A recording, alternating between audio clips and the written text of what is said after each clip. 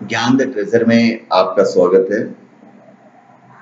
और हम आपको बताएंगे कि शास्त्रानुसार हनुमान जी के किस स्वरूप की पूजा करने से क्या फल मिलता है, क्या लाभ होता है।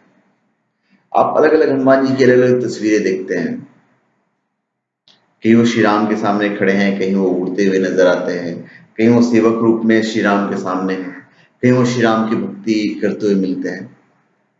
कलयुग में हनुमान जी सबसे जल्दी प्रसन्न होने वाले देवताओं में से एक हैं। हनुमान जी के अलग अलग स्वरूपों की कई प्रतिमाएं और चित्र आसानी से देखे जा सकते हैं। शास्त्रों के अनुसार इनके अलग अलग स्वरूपों की पूजा करने पर अलग अलग फलों की प्राप्ति होती है। आइए मैं उन्हीं स्वरूप और उसी पूजा से मिलने वाले शुभ फल के बारे में बताता हूँ। अगर आपको हनुमान जी भक्त रूप में दिखें, मतलब अगर राम की तस्वीर हो और राम की तस्वीर के सामने वो उनकी भक्ति में डूबे हुए हो, तो इसका क्या फल मिलता है। इस स्वरूप में हनुमान जी श्री राम की भक्ति में लीन दिखाई देते हैं। जो लोग इस स्वरूप की पूजा करते हैं उन्हें कार्यों में सफलता पाने के लिए एकाग्रता और शक्ति प्राप्त होती है। लक्ष्य को प्राप्त करने से आ रही परेशानियां जो हैं वो दूर हो जाती है। फिर अगर हनुमान जी सेवक रूप में दिखें, मतलब श्री राम उनके सामने खड़े हैं और जो हनुमान जी हैं बिल्कुल नीचे बैठकर उनकी सेवा में तत्पर हैं, उनके चरणों में बैठे हुए हों, तो ये सेवक रूप हो गया। तो बजरंगबली के इस स्वरूप में हनुमान जी श्री राम की सेवा में लीन दिखाई देते हैं।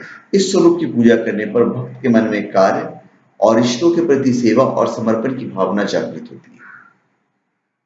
व्यक्ति को परिवार और कार्य स्थल पर सभी बड़े लोगों का विशेष स्नेह प्राप्त होता है।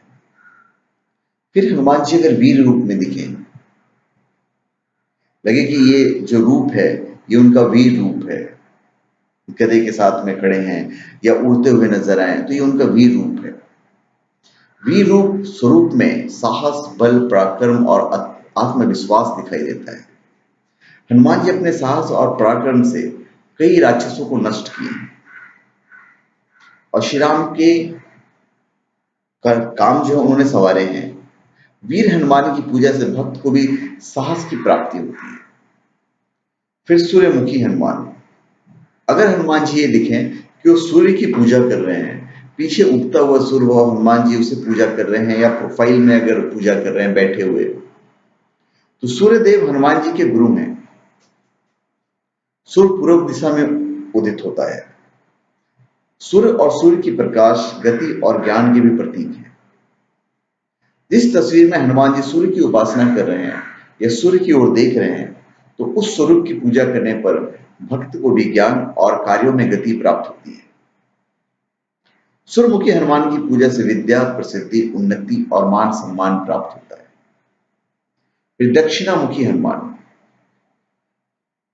हनुमान जी की प्रतिमा जिसका मुख दक्षिण दिशा की ओर होता है, वो हनुमान जी का दक्षिण मुखी स्वरूप है।